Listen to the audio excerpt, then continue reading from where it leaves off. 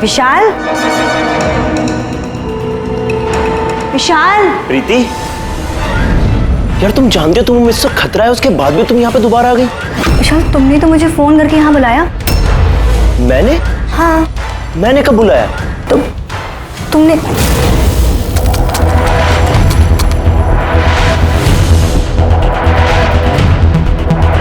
वो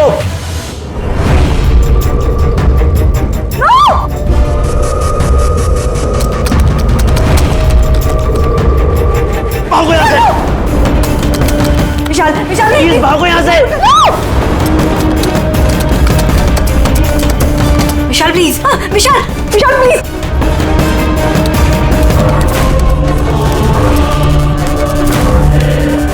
yes sir, उस hacker की लोकेशन मिल गई है।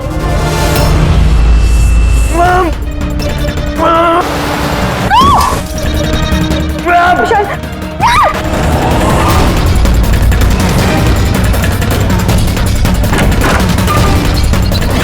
सर आप यहाँ पे। Vishal please.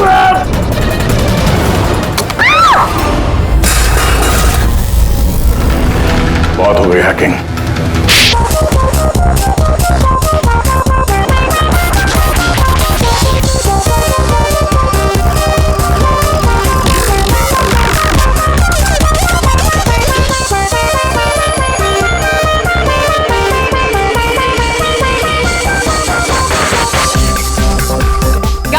Thank you so much इतनी अच्छी पार्टी के लिए। लोग ठीक कहते हैं, अपना देश अपना होता है और अपने दोस्त अपने। वो तो है। और अपनी गर्लफ्रेंड अपनी। I love you so much. I love you too. वैसे प्रीति, मानना पड़ेगा, आजकल ऐसा रोमांस देखने को मिलता नहीं है, गाइस, मैं कुछ ड्रिंक लेके आती हूँ। Okay. Hey, can I get you a drink? I mean, क्या पियेंगे आप? क्यों, तुम वेटर हो? By the way, I'm Saurabh. और आप? देखो, अगर तुम इस दुनिया के अकेले लड़के होते तब भी मैं तुम पे कोई इंटरेस्ट नहीं दिखाती। तो ये नाम वाम पूछ के टाइम वेस्ट करना बंद करो। Hello hello,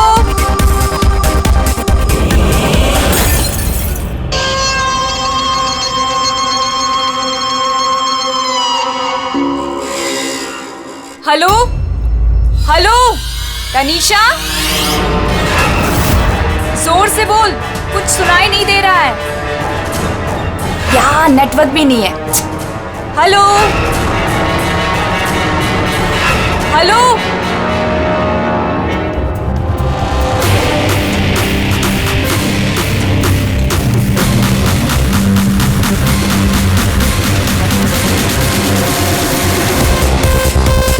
can you hear me?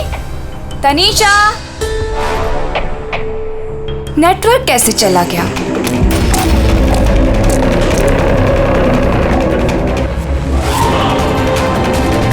Phone क्यों नहीं लग रहा है?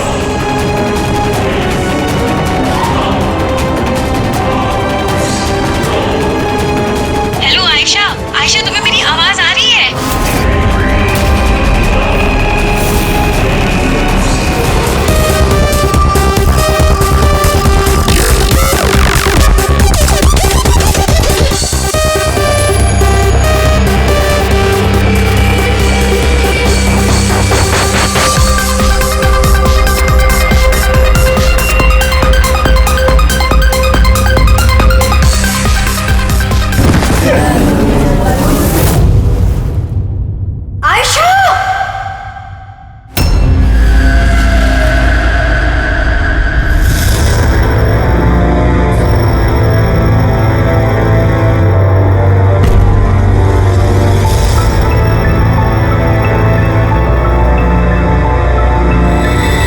कैसे हुआ ये सब? हाँ? पता नहीं सर, ये सब कैसे हुआ। एक कॉल अटेंड करने के लिए बाहर गई और जब वापस आई तो ये सब। तुम्हारे अलावा और कौन कौन दोस्त है आयशा के यहाँ पे? सर ये प्रीति और ये विशाल है सर, आयशा का बॉयफ्रेंड। देख के लगता है कि आयशा का किसी के साथ हाथापाई तो नहीं हुई है। ये फोन रिसीव करने के लिए बाहर गई और वहां पहले से खूनी इसका इंतजार कर रहा होगा। मतलब सर ये खूनी ने सब प्लानिंग करके किया? नहीं पंकज, ये प्लान्ड मर्डर तो नहीं लगता। क्योंकि अगर प्लान किया होता तो उसने किसी और हथियार का इस्तेमाल किया होता, ना कि कांच का। मतलब अचानक यहाँ पे कोई गुस्सा हो गया होगा आयशा पे और मार दिया होगा। लगता तो कुछ ऐसा ही है फ्रेडी। आयशा का यहाँ पे किसी के साथ कोई झगड़ा वगैरह हुआ था? कोई कहा सुनी? हाँ? ऐसे चुप रहने से काम नहीं चलेगा। ये सीसीटीवी कैमरा है, फुटेज देखेंगे तो पता चल ही जाएगा। सॉरी सर, सीसीटीवी कैमरे काम नहीं कर रहे। व्हाट? सीसीटीवी काम नहीं कर रहा? इतनी लापरवाही? सर वो कल आखिरी गाने के दौरान धुएं की वजह से शायद टेक्निकल एरर आ गया है। मैं जल्दी ठीक करवा लूंगा।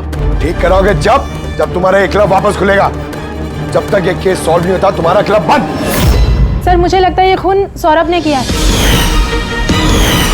आमिर बाप की बिगड़ी औलाद है। Hey, can I get you a drink? I mean, क्या पियेंगे आप? क्यों? तुम वेटर हो? By the way, I'm Saurabh. और आप? देखो, अगर तुम इस दुनिया के अकेले लड़के होते तब भी मैं तुम पे कोई इंटरेस्ट नहीं दिखाती। तो ये नाम वाम पूछ के टाइम वेस्ट करना बंद करो।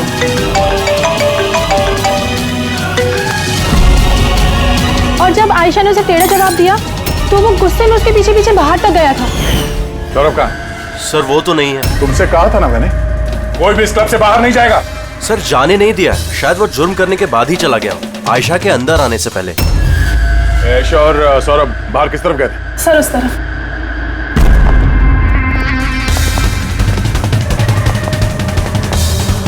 सर, खून का निशान। तो यहां से आयशा अंदर गई थी। आगे देखते हैं।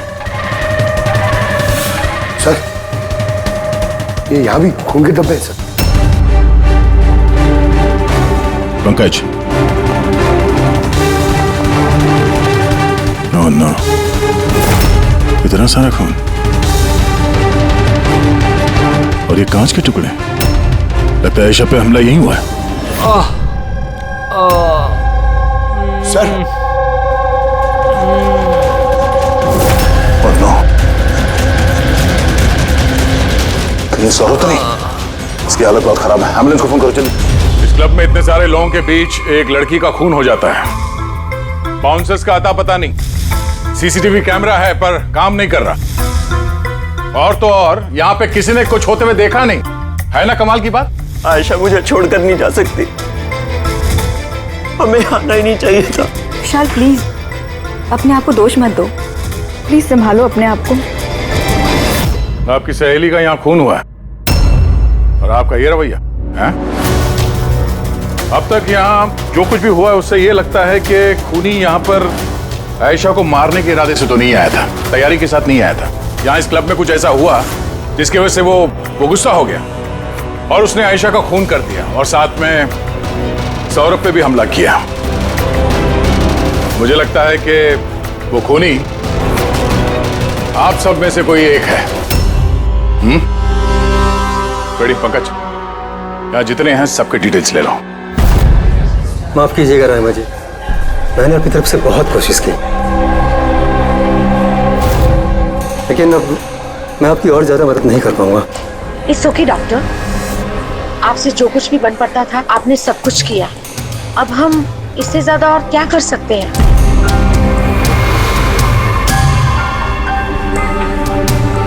What happened, doctor? आप ठीक है ना? Yeah, I'm fine. वो अनईजी सा फील हो रहा है। Excuse me. कहाँ जा रहे हैं आप? मैं जरा वॉशरूम होकर आता हूँ।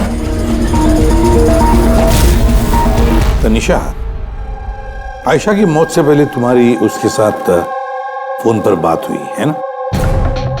तो क्या उस फोन कॉल के बारे में हमें कुछ डिटेल में बता सकती हो? सर, डिस्को में म्यूजिक लाउड होने की वजह से ना मैं ज्यादा कुछ सुन नहीं पाई। हाँ, पर उसको ये कहते हुए सुना। क्या हो रहा है, बता क्यों नहीं रहे हो? दर्द हो रहा है क्या? डॉक्टर के पास लेके जाओ। ये क्या कर रहे हो तुम? मतलब आयशा ये सब उस खूनी से कह रही थी? सर, उससे भी ज्यादा हैरानी की बात तो ये है कि आयशा का खूनी उसे कह रहा था वहां से भागने के लिए। बड़ी अजीब बात है। खूनी आयशा को भागने के लिए कहता है और आयशा को खूनी की चिंता है। तनिषा एक बात बताओ, क्या उस आवाज को पहचान सकोगी जिससे आयशा बात कर रही थी? नहीं सर। सर लेकिन अगर खूनी को आयशा की इतनी चिंता है तो फिर उसने उसे मारा क्यों? वही तो, खूनी को विक्टिम की चिंता है और विक्टिम को खूनी की चिंता।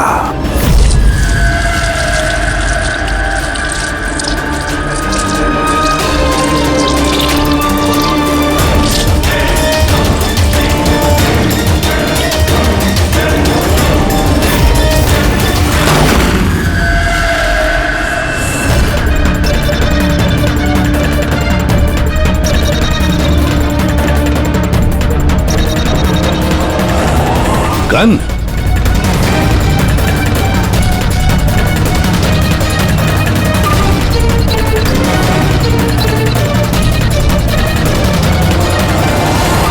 सर, इसके सर पे जो गोली लगी है उसके अलावा इसके पूरे शरीर पे कहीं भी चोट के कोई निशान नहीं है। ऐसा लगता है कि खूनी अचानक यहाँ पे आके इन पे गोली चला दी। ऐसे हुआ होगा।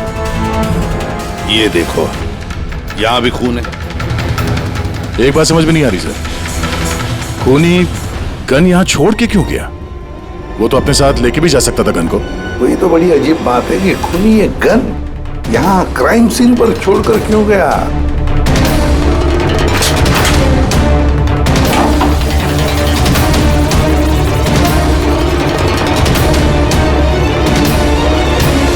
सर,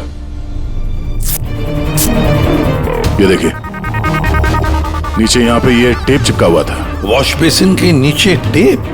लगता है यहाँ टेप से कुछ चिपकाया था जो अभी यहाँ नहीं है। शायद इस केस से रिलेटेड कुछ हो। जरूर देखते हैं।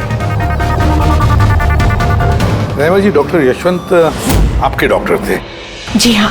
आप लोग यहीं पे बैठे थे इसी टेबल पर? जी हाँ, वो दरअसल मेरी बीमारी के सिलसिले में मुझे यहाँ पर मिलने के लिए आए थे। बहुत ही अच्छे और नेक दिल इंसान थे। आज जब आप उनसे बात कर रही थी तो आपको लगा कि किसी बात को लेकर वो परेशान थे?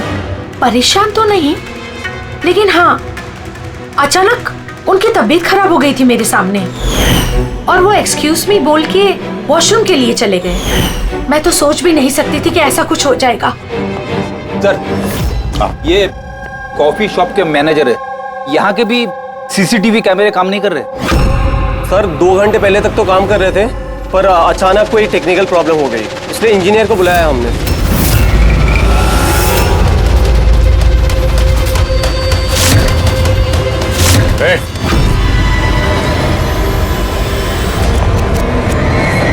रुको जरा यहाँ ना। हेलो सर, कैसे हो आप? मेरा हालचाल छोड़ो, अब सुनाओ, तुम दोनों यहाँ क्या कर रहे हो? वो ऐसे ही टहलने आए थे। कॉफी शॉप में टहलने आए थे? कल रात तुम्हारी सहेली का खून हो गया। तुम्हारा दूसरा दोस्त रो रो के उसका बुरा हाल है और तुम दोनों यहाँ कॉफी शॉप में टहलने आए। तो यहाँ पर भी एक खून हो गया। ये कैसा संयोग है, हैं? सच में संजोगी है सर, क्योंकि हम तो जानते भी नहीं कि डॉक्टर यशवंत है कौन। हेलो, ले आओ उसे ब्यूरो में। ओके जी, okay, thank you very much. पता है पंकज, बहुत सारे लोग थे डिस्को में जब आयशा का खून हुआ, और एक एक का फोन ट्रैक करना कि मर्डर के वक्त आयशा और यशवंत के पास तो नहीं था कोई। ये मेरी तो आंखें दर्द करने लगी है।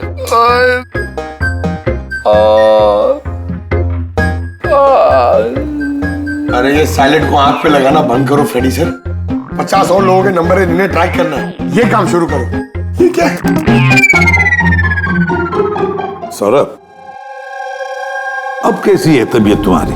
शरीर के जख्म तो आज नहीं तो कल ठीक हो जाएंगे सर, लेकिन जो मैंने उस दिन देखा वो शायद जिंदगी भर मेरे दिमाग से कभी भुला नहीं पाऊंगा। ना मैं कल पब जाता और ना ही मुझे आयशा की चीख सुनाई देती। लेकिन आयशा के पीछे पीछे तो तुम गए थे। उसने तुमसे ठीक से बात नहीं की, इसलिए ये बात सच है सर कि मैं आयशा के पीछे गया, क्योंकि जब मैंने उसे ड्रिंक ऑफर की तो उसने मना कर दिया सर, और इनफैक्ट उसने मेरी इंसल्ट भी की। तो मुझे बहुत बुरा लगा सर, इसलिए मैं उसके पीछे गया।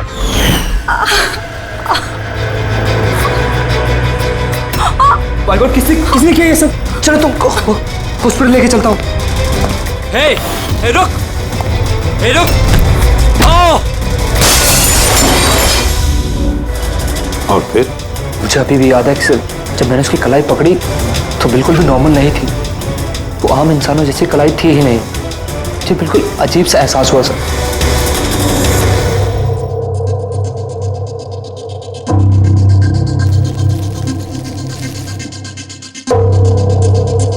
तो आप कह रहे हैं डॉक्टर साहब कि इस गन पे कुछ चिपचिपा सा लगा हुआ है? हाँ, और वो चिपचिपी चीज रबर टाइप की है, वो जैसे सेलो टेप में होता है ना, वैसा।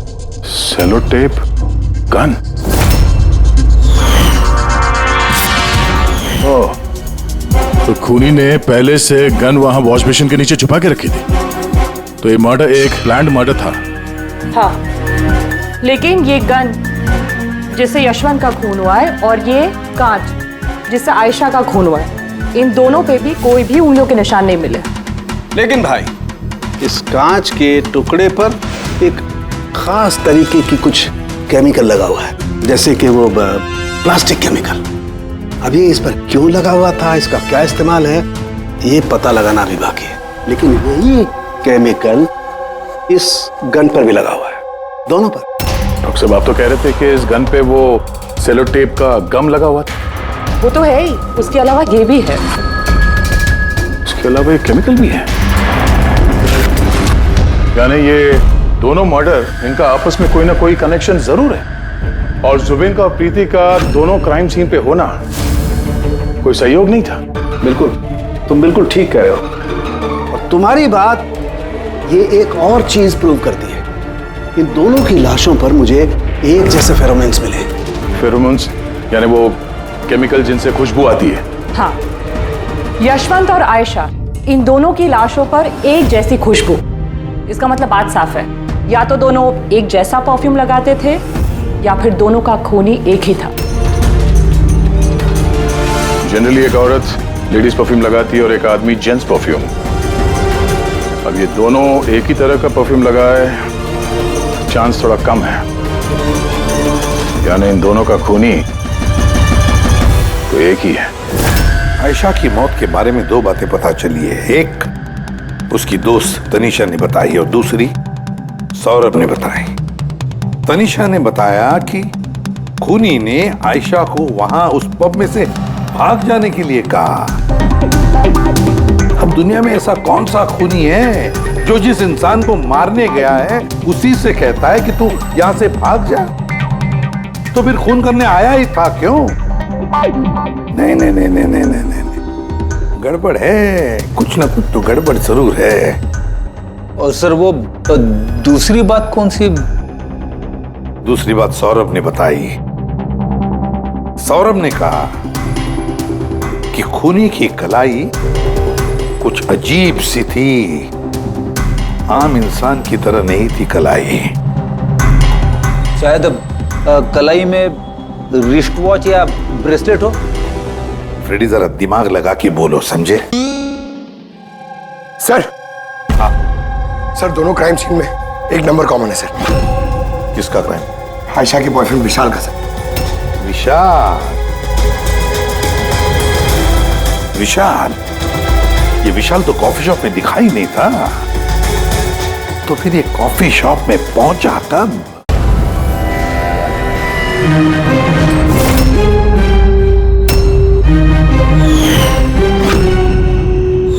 रायमा जी, आप और यहाँ? अब सर, ये मेरा ही घर है, लेकिन आप लोग यहाँ पर कैसे? डॉक्टर यशवंत के खूनी के बारे में कुछ पता चला? रहमा, ये लोग कौन है? सीआईडी ऑफिसर्स हैं। सर प्लीज आप लोग आइए ना, प्लीज कम। सीआईडी? और सर ये मेरे हस्बैंड हैं और ये मेरा छोटा बेटा संदीप। और बड़ा बेटा विशाल, वो कहाँ है? लेकिन बात क्या है सर? मनन जी, बात यह है कि हमें शक है कि डॉक्टर यशवंत और आयशा के खून में हमें लगता शायद विशाल का कोई हाथ है। ये आप क्या कह रहे हैं? आरोप साबित नहीं हो पाया, किसी को पकड़ नहीं पाया, तो किसी को भी फंसा देंगे आप? देखिए, सीआईडी का काम है मुजरिम तक पहुंचना, ना कि किसी बेगुनाह को पकड़ के ये केस बंद कर देना। अब जरा प्लीज विशाल को बुलाइए। भैया खून नहीं कर सकते, अब प्लीज उन्हें पकड़ के लेके नहीं जाना। संदीप बेटा, हम तुम्हारे भैया को पकड़ने नहीं आए और ना हम ये कह रहे हैं कि तुम्हारे भैया ने कुछ किया है। हम तो तुम्हारे भैया से कुछ सवाल करने वाले हैं, और क्या। आप लोगों को मुझ पर शक है? एक मिनट विशाल, तुम अंदर जाओ, मैं इन सीआईडी वालों को तुम्हें परेशान नहीं करने दूंगा। देखिए, सीआईडी के काम में दखल देना भी एक जुर्म है, इसलिए प्लीज हमें अपना काम करने दीजिए। विशाल,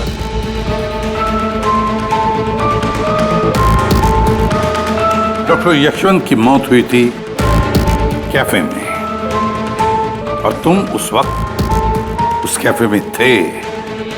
क्यों, किस लिए गए थे तुम? सर, मैं तो वहां पर जुबैन और प्रीति से मिलने गया था। मुझे नहीं पता था कि यशवंत अंकल वहां पर मम्मी से मिलने आने वाले हैं। आयशा के साथ तुम्हारी अनबन चल रही थी ना? मुझे बहुत बड़ा सदमा लगा है उसकी मौत का। पता नहीं उसके बिना मेरी लाइफ अब कैसे कटेगी। मैं कुछ दिन अकेले रहना चाहता हूँ। ठीक है, जा सकते हो तुम।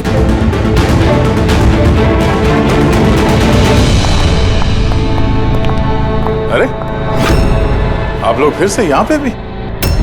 कभी कभी अपने घर पे जाते हो कि नहीं? हमेशा विशाल के आसपास ही नजर आते हैं। नहीं सर, ऐसी कोई बात नहीं है। एक्चुअली बहुत उदास है ना आजकल, तो हमने सोचा कि उसके साथ ही रहें। बहुत जिगरी दोस्ती है, हाँ? जुबीन, प्रीति, विशाल, कड़ी नजर रखनी पड़ेगी इन तीनों पर।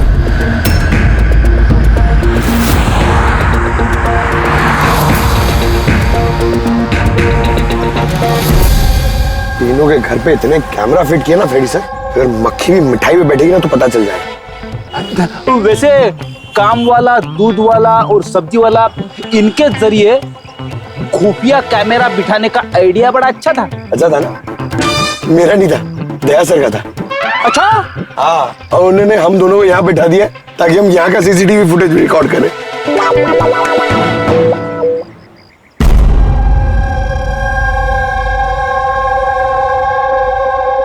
अरे बॉस, एक बहुत ही बड़ा सुराग हाथ लगा है जो इस केस की जड़ तक पहुंचा सकता है हमें। तू तो कब बताएगा? अरे बता रहा हूं ना। तुम्हें बताना जल्दी यार। अरे यार, सांस तो लेने दो। तुम्हें याद है वो टूटे हुए ग्लास पर और गन पर मुझे वो प्लास्टिक केमिकल मिला था? हाँ सर, क्या है वो केमिकल? वो है ग्राफीन, जो नकली चमड़ी, आर्टिफिशियल स्किन बनाने के काम में आता है। Artificial skin? हाँ। Prosthetic skin. Prosthetic skin. Prosthetic. Daya, याद है सौरभ ने क्या बताया था कि खूनी के हाथ में उसने कुछ अजीब सा देखा था। Prosthetic skin, prosthetic arm. तो ये खून किसी रोबोट के जरिए तो नहीं हो रहे?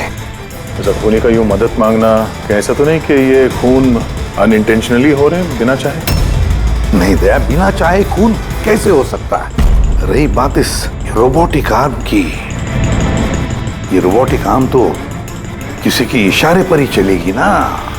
क्या सालुंखे, ऐसा कोई आदमी है जो इस रोबोटिक्स में प्रोस्थेटिक आर्म बोल, रोबोटिक आर्म बोल, पूरे रोबोट के बारे में अच्छी तरह से जानकारी रखता है? हाँ है ना, डॉक्टर जैस्मीन। मिलते हैं इस डॉक्टर जैस्मीन से।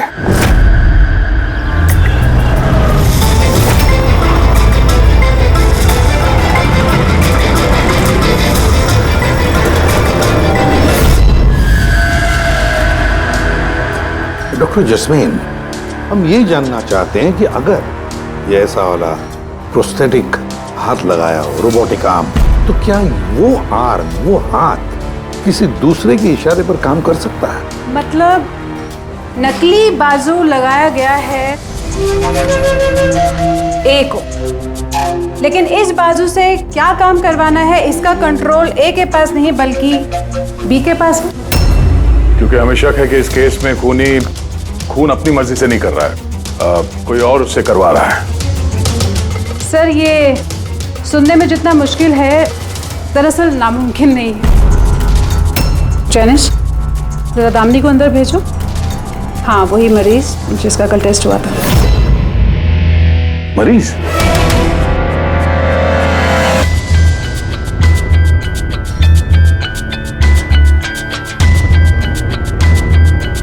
सर, दामिनी ने अपना दाहिना हाथ फैक्ट्री में काम करते हुए गंवा दिया था। हाँ सर, मशीन में आ गया था मेरा हाथ, इसलिए हमने इसे ये लू काम लगाया है, जिसका कंट्रोल इंसानी दिमाग के पास ही है। एक नकली बाजू इंसानी दिमाग के जरिए काम कर रहा है, मगर कैसे? सर, साइंस ने बहुत तरक्की कर ली है। ये योला यानी लूक आर्म अपने आप में एक नया और पहला आविष्कार है। मान लीजिए इसमें एक चिप है, या यूँ कहिए इसमें एक सॉफ्टवेयर है जो इंसान के दिमाग की फ्रीक्वेंसी को पकड़कर ठीक वैसे ही काम करता है जैसे एक नॉर्मल ह्यूमन बीइंग का हैंड, उठना, बैठना, चलना, ये सभी कमांड्स को समझता है। ग्रेट, साइंस ने वाकई बहुत तरक्की की है। वाकई रोबोटिक आर्म।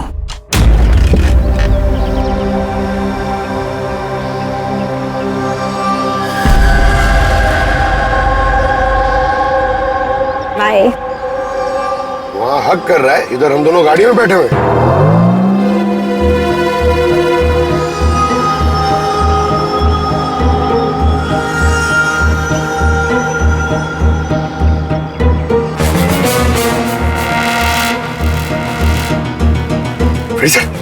ये विशाल तो प्रीति के घर जा रहा है।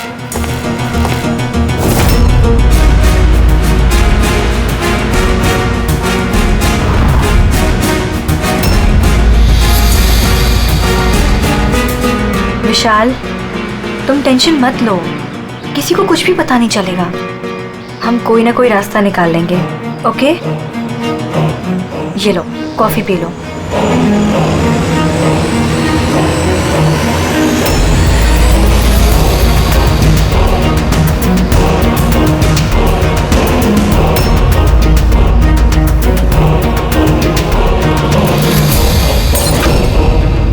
विशाल, Preeti, are you okay? Preeti बाहर।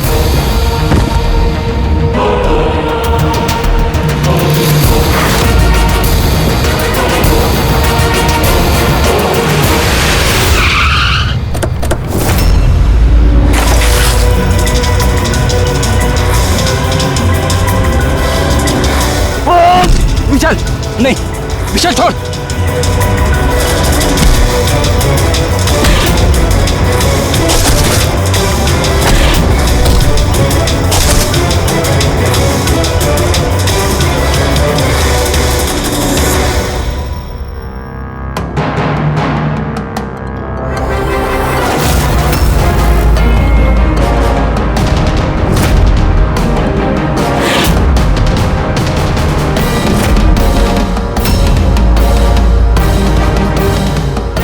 मैं मानता हूँ आयशा और डॉक्टर यशवंत का खून मेरे ही हाथ से हुआ था। तुम यहाँ क्या कर रहे हो? क्या हुआ? क्या हो रहा है ये? मुझे नहीं पता क्या हो रहा है मेरे हाथ को। कुछ प्रॉब्लम? क्या हो रहा है, बता क्यों नहीं रहे हो? डॉक्टर के पास लेके जाओ। ये क्या कर रहे हो? ये क्या कर रहे हो? आयशा, भागो यहाँ से, भागो! मैं बोलता हूँ ना, भागो! आयशा!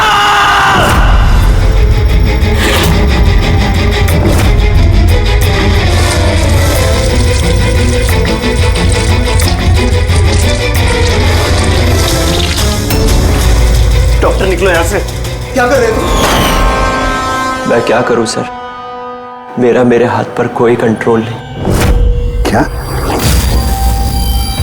तुम्हारे हाथ पर कंट्रोल ही नहीं रहता? इसका क्या मतलब है? न जाने अचानक कभी कभी क्या हो जाता है। इसीलिए तुमने आयशा को वहां से भाग जाने के लिए कहा? हाँ सर, मैंने आयशा को वहां से भागने के लिए कहा था। आयशा, भागो यहाँ से, भागो! और मैंने पूरी कोशिश करी थी कि मैं डॉक्टर यशवंत पर गोली ना चलाओ। डॉक्टर, यहाँ से जाओ! एक बात बताओ, क्यों गए थे तुम कैफे में? मैं वहां पर डॉक्टर यशवंत से अपना हाथ फिक्स कराने गया था और जुबीन प्रीति मेरी मदद कर रहे थे, क्योंकि मैं अपने घर पर नहीं बता सकता था कि आयशा का मेरे हाथों से खून हुआ। मैं चाहता हूं सर, मेरी बात पर यकीन करना बहुत मुश्किल है, लेकिन सच यही है, खून मैंने नहीं बल्कि मेरे हाथ ने किया है। डॉक्टर जस्मीन, ये विशाल जो कह रहा है क्या ये सच है? मेरा मतलब है, क्या ये मुमकिन है कि एक रोबोटिक आर्म अपना ही दिमाग डेवलप करता है और फिर उसी दिमाग को लगा के कुछ भी कर सकता है? चांसेस कम है सर, मगर हाँ, अगर हाथ के अंदर लगे सॉफ्टवेयर को कोई हैक कर ले तो ऐसा हो सकता है। क्या प्रोस्थेटिक हाथ में लगा हुआ सॉफ्टवेयर हैक किया जा सकता है? हाँ दे, हैक हो सकता है, पॉसिबल है। जब हैकर इस नकली हाथ की चिप हैक कर लेता है तो ये नकली हाथ उस आदमी के दिमाग से नहीं चलता जिसके शरीर में ये लगा है, बल्कि ये नकली हाथ चलता है हैकर के दिमाग से। मतलब किसी ने विशाल के इस रोबोटिक आर्म के सॉफ्टवेयर को हैक किया और फिर उससे खून करवाया। सर, इससे अच्छा तो मैं एक बाजू के सहारे ही अपनी जिंदगी काट लूं, जो हाथ दूसरों की जान का दुश्मन बन जाए। ऐसा हाथ मुझे नहीं चाहिए सर। विशाल, एक बात बताओ, जब तुम्हारा ये हाथ तुमसे कहता है कि वो किसी को मारना चाहता है, तब तुम क्या सोचते हो? क्या होता है तुम्हारे दिमाग में? कैसी अवस्था होती है तुम्हारी? सर, 2-3 मिनट लगते हैं। मैं पूरी कोशिश करता हूं अपने हाथ को काबू में करने की, लेकिन 2 मिनट के बाद जीत मेरे हाथ की होती है सर।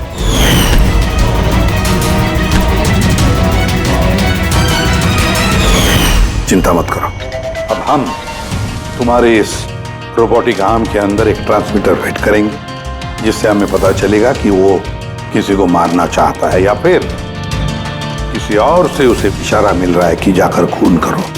ये भी हमें पता चल जाएगा। वैसे एक बात बताओ विशाल, ये तुम्हारा असली हाथ गंवाया कैसे? सर, मैं पिछले साल खंडाला जा रहा था और एक रोड एक्सीडेंट।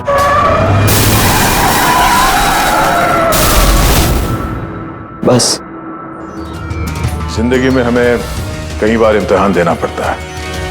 सर, मेरे इम्तिहान तो खत्म होने का नाम ही नहीं ले रहे हैं। जब नकली हाथ के साथ जिंदगी जीने की आदत डाली तो उसी नकली हाथ ने मेरी जिंदगी बर्बाद कर दी। विशाल, तुमसे वादा करता हूं कि ना तुम्हें एक हाथ के साथ जिंदगी गुजारनी पड़ेगी और ना ही वो असली मुजरिम आजाद घूम पाएगा।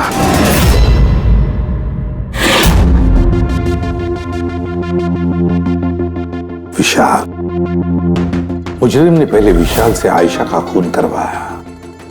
आयशा, जिससे विशाल बेहद प्यार करता था। फिर खून करवाया डॉक्टर यशवंत का, जो विशाल की मदद करते थे। और फिर जान लेनी चाहिए प्रीति की, जो विशाल की दोस्त थी। सारे के सारे विशाल के शुभचिंतक,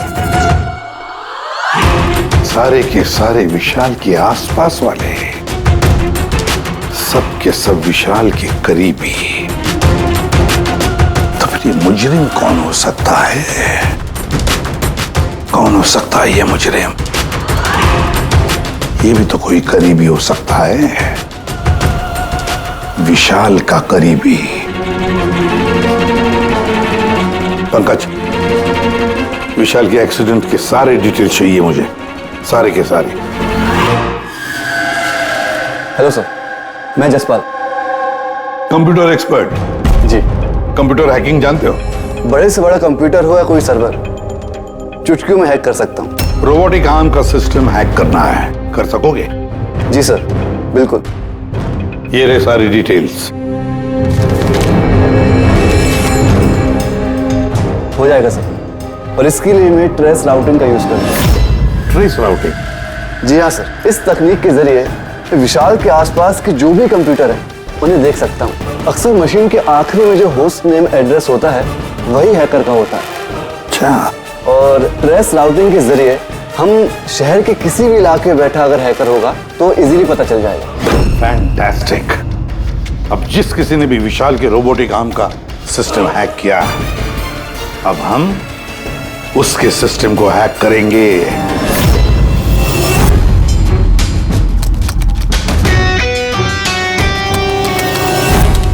ये देखिए सर, इस वक्त विशाल के आसपास ये सारे कंप्यूटर चालू हैं और इन्हीं में से एक कंप्यूटर है उस हैकर का।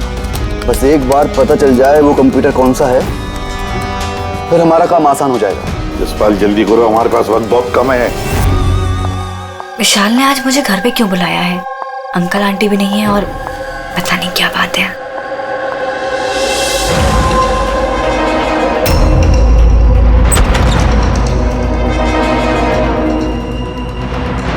विशाल, विशाल। प्रीति, यार तुम जानते हो तुम्हें मुझसे खतरा है, उसके बाद भी तुम यहाँ पे दोबारा आ गई। विशाल, तुमने तो मुझे फोन करके यहाँ बुलाया। मैंने? हाँ। मैंने कब बुलाया? तुमने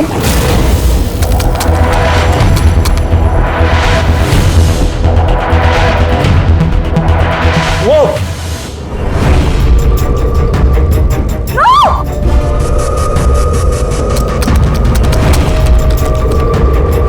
भागो यहाँ से। विशाल, विशाल प्लीज भागो यहाँ से। Vishal please, Vishal, Vishal please.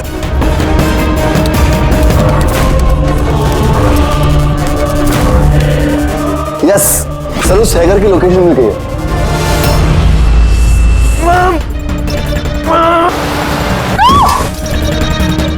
विशाल,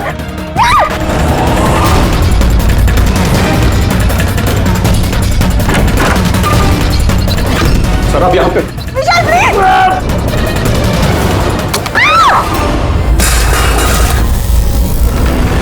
बहुत हो गई हैकिंग।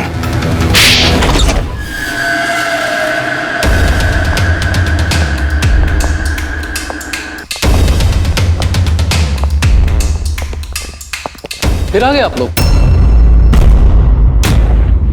अब ये मत कहिएगा कि आप विशाल को पकड़ने के लिए आए। जी नहीं, हम विशाल को पकड़ने नहीं आए, खूनी को पकड़ने के लिए, जो इस वक्त यहां पर मौजूद है। खूनी? और यहां पर क्या कह रहे हैं आप? अब अपना झूठा इल्जाम आप किसके ऊपर लगाने आए हैं? मनन जी, पिछले साल एक गाड़ी का एक्सीडेंट हुआ था कंडाला में।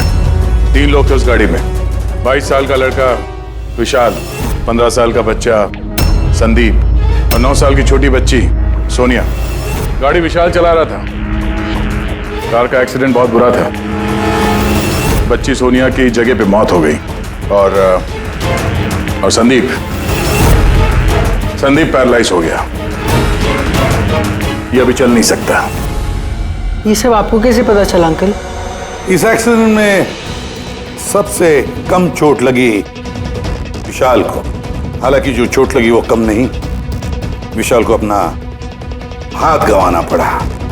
वैसे विशाल आपका सौतेला बेटा है ना?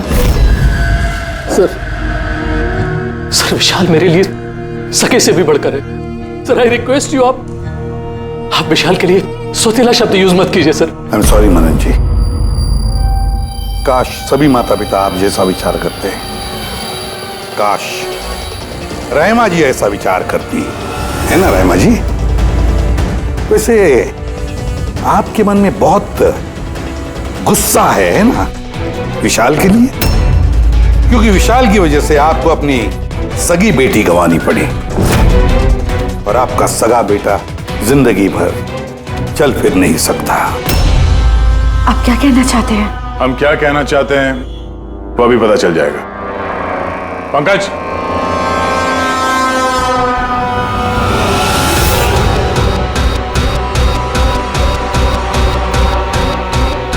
सॉरी आंटी, लेकिन मैंने इन्हें सब कुछ बता दिया कि आप ही के कहने पर मैंने ये सब किया। मैंने उन सॉफ्टवेयर्स को हैक किया था और मैंने सभी जगहों की सीसीटीवी कैमरास को भी हैक करके बंद किया।